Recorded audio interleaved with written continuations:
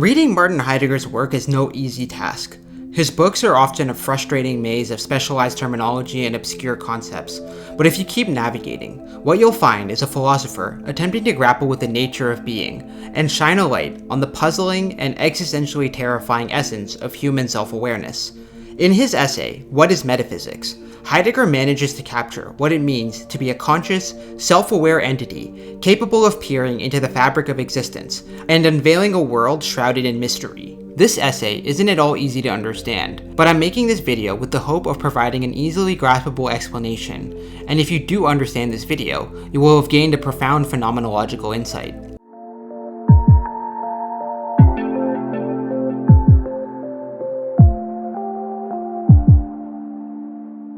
In this paper, Heidegger argues that science is a form of metaphysics because it is an attempt to go beyond the physical world. In other words, to produce mental models of the world, and so in a sense, transcend the physical world. Metaphysics literally means beyond physics. However, the manner in which Heidegger reached these conclusions involved taking a phenomenological standpoint. Heidegger belonged to the school of philosophy known as Phenomenology, which began as an attempt to understand consciousness from the inside of your own mind. Phenomenologists would essentially just sit there and try to observe how the mind functioned from a subjective point of view, in order to directly observe their own mental states. This may sound absurd, but it is a genuine line of inquiry, because all of our knowledge is dependent upon the phenomenon of consciousness.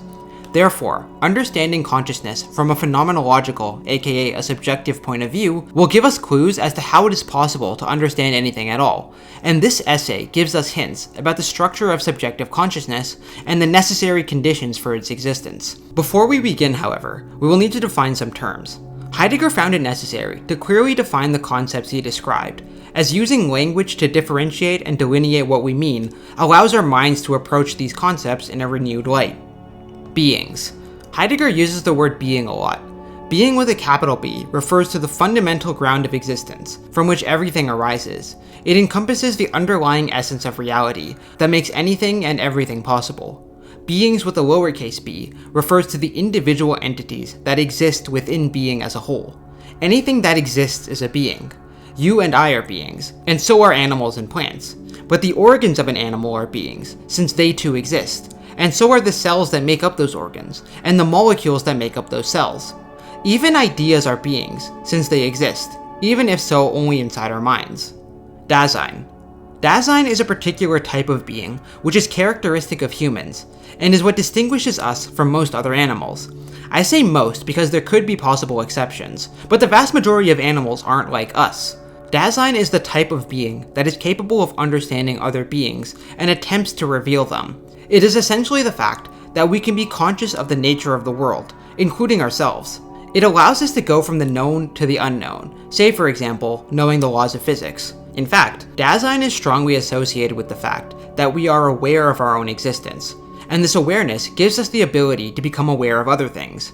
Animals don't try to understand the world like we do. Take a goat for example. A goat isn't capable of becoming aware of other beings as they are, in the sense of penetrating into their essence. A goat functions without, for example, knowing its own internal organs. It doesn't know that it has a heart or a digestive system. It also doesn't know how it is evolutionarily related to other animals.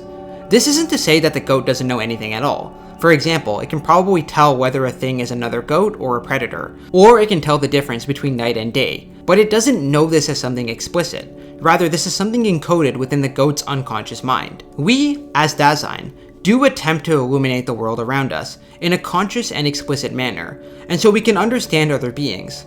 Heidegger invented the term Dazine to delineate between human beings and other beings by showing us what makes us unique. Dazine is the only thing we have observed that attempts to analyze other beings in this way and turn the unknown into the known. Now, a running theme in Heidegger's work is that Dazine seems necessary for the existence of beings in the first place. If you think about it, without Dazine, the beings of the world are concealed. They become revealed through Dazine, and Dazine becomes the agent through which the universe understands itself, whereas before it existed but with no understanding.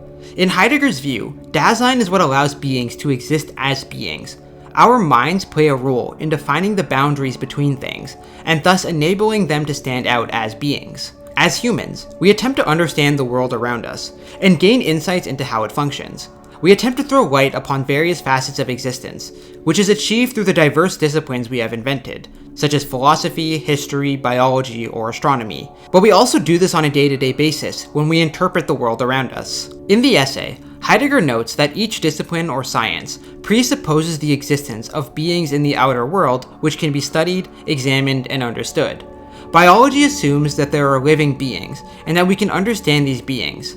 As such, we discover things like DNA and microorganisms. Such facts, before we engaged in biology, were in the dark, and become illuminated by Dazine through the act of biology.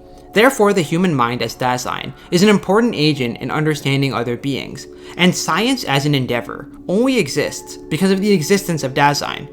There is a special relationship between beings and Dazine, as Dazine is what allows beings to stand as beings. Through such activities, Heidegger claims that what occurs is the eruption of one being, that of human beings, onto other beings. We are becoming conscious of other beings, whether through economics, which attempts to track the movement of wealth, astronomy, which studies astronomical objects, or chemistry, which studies chemical substances, and we are allowing our minds to understand them as beings.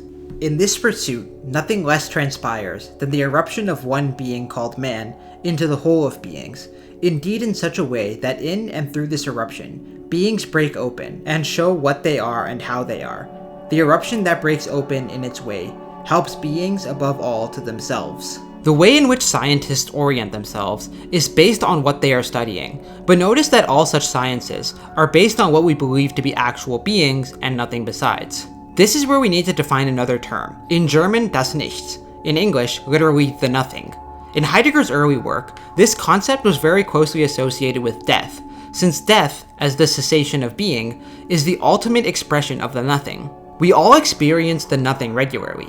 For example, when you are fast asleep without dreams, you are, in a sense, submerged by the nothing. It's as if nothing at all exists. But as we will soon see, we actually encounter the nothing all the time. We just don't notice it. Science is always attempting to understand actual beings that exist, but has so far neglected the nothing. Logically, this makes sense, because how can you study nothing?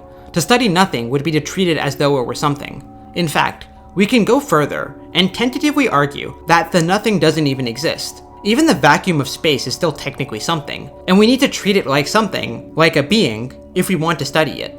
Therefore, the nature of the nothing is such that attempting to study it turns it into a being, and hence not nothing. So no matter what we do, the nothing evades us. But Heidegger claims that there is a way to properly analyze the nothing, even if we can't directly grasp it, especially if we approach the nothing from a phenomenological standpoint. To try and pin down what the nothing actually is, we can posit that nothing is the exact opposite of all beings, i.e., the negation of being as a whole, the negation of everything that exists. But what is negation? We negate things all the time, such as when we have a theory and negate it in place of another theory. For example, we posit the theory that light is solely a wave, but then negate this conception in favor of the idea that light also has particle-like properties. Or when we negate the theory of creationism in favor of evolution. Our minds are constantly engaged in negation, such as when we hear an opinion we disagree with, and our first instinct is to shut it out or posit our own opinion instead. If we imagined that we negated everything in this way, we would be left with nothing, or rather, the concept of nothing. So if the nothing is the total negation of all beings, this raises a question. Is negation what gives us the nothing, or does the nothing already exist and it is responsible for negation? The first one seems to make more sense, because again, how can the nothing actually exist? It just seems like a concept in our minds that has no existence. However, according to Heidegger, the nothing is ontologically primary. Nothing comes first, and in fact, the nothing is what allows us to negate beings in the first place. This is a pretty radical idea, but if we stick with it, we will see how it makes sense. The nothing is the absence of all beings, but what is its opposite? Is it all beings, or rather is it consciousness of all beings? The human mind is a finite mind, and so it can't comprehend the whole of being. It would be like understanding every discipline in science, while also understanding every single person who has ever existed, and everything that has ever happened in a historical sense. It would be knowing the chemical composition of every single planet in the universe, every single species that has ever existed on Earth and on other planets, and the private thoughts of every human and sentient life form that has ever existed. The human mind can't comprehend nothing, but it also can't comprehend its exact opposite. We can engage in attempting to understand other beings, but the whole of being itself is simply beyond the comprehension of any single person. Just as the nothing is a concept we understand only indirectly, we can only do the same with its opposite. We understand the concept of understanding everything, but we don't understand everything itself. There is a distinction between finding oneself in the midst of beings and comprehending the whole of being. Both the nothing and the totality of beings are incomprehensible to the intellect, but Heidegger believes that there is a particular emotional experience through which the nothing is revealed. This emotion is anxiety, but not anxiety as we commonly use the word. Anxiety is distinguished from fear, because fear is always due to something. We feel afraid when we look down over a balcony, because we fear heights. Anxiety, on the other hand, is not caused by anything in particular. Its source is indeterminate. It is the emotion we experience when confronted by something we don't understand and have never encountered before.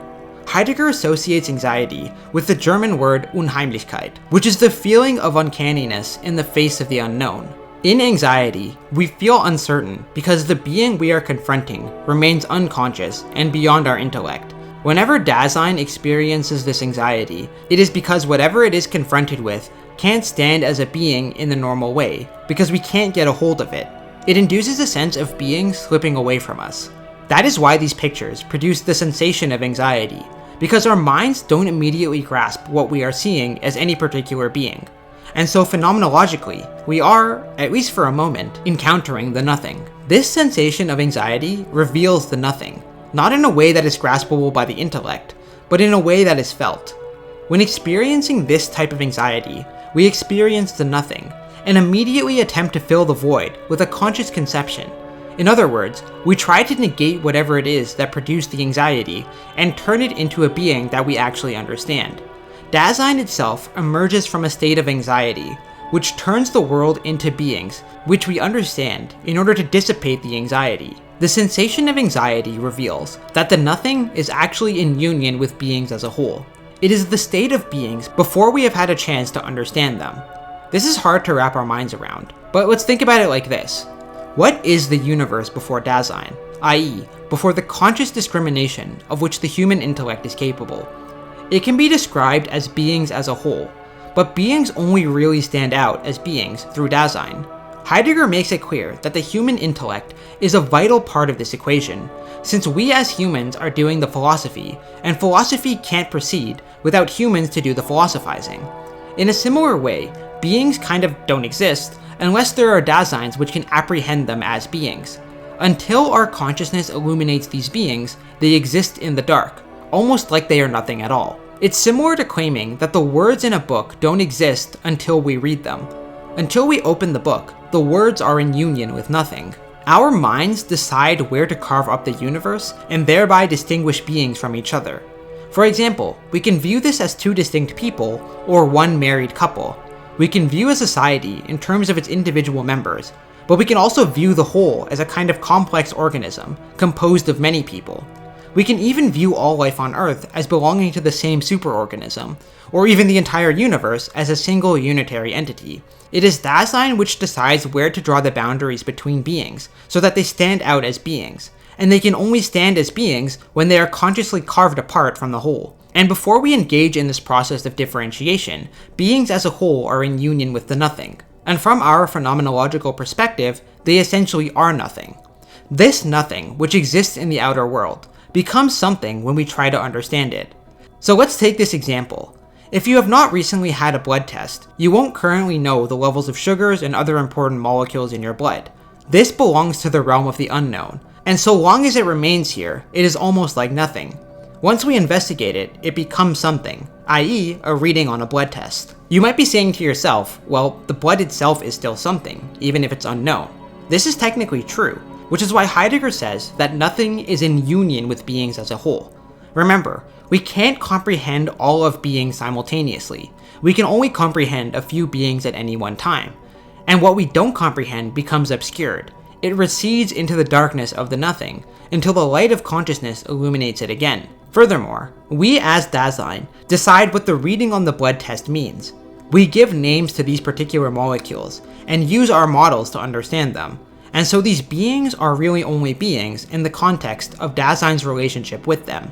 Hemoglobin doesn't know that we call it hemoglobin. That is simply our way of designating and approaching this being, which would otherwise be in union with nothing. Beings only really exist when the human mind consciously comprehends these beings. Until then, they are in union with nothing. When we investigate these unknowns, we reveal beings and unfold them, and analyze their complexity. Without the human mind, it is almost as if these beings don't have any reality. A cat doesn't know that it is a cat, or that it lives on a planet called Earth, or that in each of its cells are strands of DNA molecules. It doesn't even know that it has cells. From a cat's perspective, all of this is in the dark and in union with nothing. Humans once lived in a similar manner, but over time we have begun to awaken to the existence of beings, rather than being unconsciously absorbed in the universe. The entirety of being is not synonymous with nothing, rather it is in union with it. This includes all of the unknowns you don't know. There are processes happening inside your body right now, which you have no conscious knowledge of, and so from your perspective, they are in union with nothing. Being conscious is an act of turning away from the nothing, and transforming the nothing into something. Turning away from nothing reveals the world to us. This explains why it is logically impossible to encounter the nothing, because every encounter turns it into something. We only encounter it in fleeting moments of anxiety, which dissipate as soon as we have turned the nothing into a being. Dazine is able to illuminate the darkness of the nothing, but it can't do this for all of being simultaneously, rather only to a particular being at any given time. And Heidegger believes that the conscious apprehension of such beings is what makes them beings in the first place, as distinct from everything around them. Dazine is what makes beings beings. But according to Heidegger, beings don't merely exist out of the nothing, but rather the nothing is what makes it possible for beings to stand out in the first place. Any being perceived by the mind is held out into the nothing. If consciousness is like a spotlight, everything which the spotlight doesn't touch is the nothing, and so whatever we hold in consciousness is held amidst the nothing. We can't perceive the nothing, because if we turn our attention towards it, it ceases to be nothing. The act of consciousness naturally causes whatever we aren't conscious of to recede into the background, and so being conscious of anything first implies that we have confronted the nothing. The fact that things are in the dark in the first place is what allows us to approach them and unfold their true nature. Nothing originally belongs to beings until Dazine unfolds them and turns them into beings rather than nothing. If nothing weren't manifest in the whole of being, it would be equivalent to us knowing everything simultaneously, which is impossible unless we were God. It is the fact that we are surrounded by the nothing that makes the world questionable, i.e. susceptible to our method of questioning, and therefore it makes it possible for us to learn about the world. The nothing is a necessary condition for science to proceed as science. Beings being held out into the nothing also includes ourselves. When we first become conscious of ourselves, we hold ourselves out into the nothing. This is why Heidegger says that Dazine means holding oneself out into the nothing. We place the spotlight on ourselves, and thus are held out into the nothing, surrounded by it. This is similar to the Earth. The Earth is seemingly floating out in space amidst nothing. This is exactly how anything is made conscious. It is made conscious by setting it amidst nothing, because the alternative, being conscious of everything, is impossible for a finite being. But this isn't the only reason why the nothing is fundamental for Dazine. This is because, according to Heidegger, the nothing itself is capable of annihilation. Remember, we first understood the nothing as the negation of all beings, but what happens when we negate nothing itself? To negate the nothing itself produces something, and so the first feelings of knowing a thing come from anxiety, which occurs when nothing crowds in around us. When we negate this nothing, it produces something, usually at first Dazine, i.e. consciousness of the self. The essential fact of Dazine is predicated upon our minds being in a state of nothing, and when this nothing becomes negated, do we realize that we exist, and so can experience the world as Dazine. We go further in negating the objects of the world, which at first present themselves as nothing, and so when we negate the unknown, we reach the known. We can also negate beings themselves in order to transform them, which is necessary for science. If, in archaeology, the prevailing idea is that the oldest civilization is Egypt, and then new evidence comes to light which suggests that Mesopotamia is older, we need to negate this previous idea, causing it to fade into the background so that a new conception can come forth and stand as the way we relate to this being. The being in question is the earliest civilization, and to negate the old idea is to turn it into nothing, allowing a different something to come forth. By negating it, we have caused it to recede into the darkness of the nothing. Have you heard of the luminiferous ether? Probably not, because this was a theory about how light functioned, which experiments showed could not be true.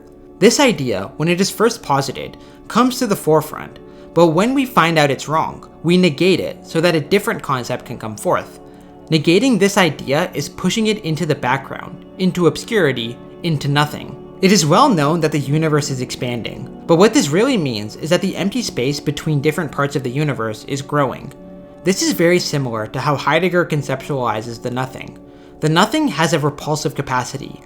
It pushes things into the unknown, into obscurity, just as the empty space between galaxies causes them to move farther apart, where they eventually can no longer detect one another, and so, in a sense, no longer exist for each other. Therefore, the nothing is needed for beings to exist in the first place, because it is only through negation that beings can stand out, and negation can only occur if there is a nothing into which the negated beings can recede. If the nothing wasn't there, this would mean that Dazine can understand all beings simultaneously. But this is logically impossible, because there are infinite ways to carve up the universe into distinct beings, all of which are fundamentally fictional. So what would this even entail? The nothing being manifest makes it possible to know beings in the first place. Take a look at this cube. You could see it in two different ways, but you need to annihilate whatever way you currently see it in order to see it the other way. This annihilation is a repulsive act, which pushes the original idea into the background. We push it into the unknown so that a new idea can come forth. The nothing must be manifest for this to occur, otherwise into where would the negated conception recede? It recedes into the nothing, and so nothing is necessary for negation. Negation is how beings become apprehended by Dazine, whereas before they weren't unfolded or understood as beings, but merely existed, in union with nothing. This annihilative behavior is characteristic of Dazine, but it's also characteristic of metaphysics in general. This allows Dazine to surmount beings and go beyond them, and so is very much responsible for metaphysics, which literally means beyond physics. Dazine and awareness do go beyond the physical world, since they allow our minds to understand the world, whereas before, the world just went on functioning with no minds to truly grasp these things and attempt to penetrate into what they truly were. We use the nothing, negating what we find, in order to find deeper truths. Therefore, whenever we try to understand anything, we are doing metaphysics. We often think of metaphysics as an obscure area of philosophy, which has nothing to do with reality. But in fact, metaphysics is at the root of all sciences. Science itself, which primarily concerns itself with beings, cannot proceed unless it holds itself out into the nothing. The fact that science does not seem to concern itself with the nothing means that it has failed to understand what makes it science, and what makes it possible at all. Science is itself a form of metaphysics, an attempt to transcend the physical world by annihilating the nothing, so that the beings of the world may exist as beings, rather than being concealed in union with nothing. All humans, just by the virtue of Dazine, are engaged in metaphysics, which means using the nothing to negate and transform beings in order to make them stand out as beings. Beings exist out there, but they aren't understood as beings. To be illuminated in this way means that they have become apprehended by the human mind, which is when they truly stand out as beings, as things in the outer world. Imagine what the world would be if there were no Dazines to penetrate into the world. Dazine is transcendent. It transcends the physical world, and by doing so, is able to apprehend other beings, which occurs when we negate the nothing. From the nothing, all beings as beings come to be. Only because the nothing is manifest can science make beings themselves objects of investigation. Only if science exists on the base of metaphysics can it advance further in its essential task, which is not to amass and classify bits of knowledge, but to disclose in ever-renewed fashion the entire region of truth in nature and history. Only because the nothing is manifest in the ground of Dazine can the total strangeness of beings overwhelm us. Only when the strangeness of beings oppresses us does it arouse and evoke wonder. Only on the ground of wonder, the revelation of the nothing, does the why loom before us. Only because the why is possible, as such, can we in a definite way inquire into grounds and ground them. Only because we can inquire and ground is the destiny of our existence placed in the hands of the researcher. The question of the nothing puts us, the questioners, in question. It is a metaphysical question. This is why this essay is so profound. Instead of trying to understand something, Heidegger attempts to understand nothing, and by doing so, ends up revealing the root of all human endeavors to seek higher knowledge. All such endeavors are themselves a form of metaphysics, and metaphysics is fundamentally what makes humans Dazine. Furthermore, all of this is only made possible through the nothing. Think about all of the unknowns. This universe is ancient, and there are so many things which are left to be discovered, all of which reside in union with the darkness of nothing, until Dazine penetrates into their nature and reveals their essential being. Hope you enjoyed this video. Have a good day, and may good luck always come your way.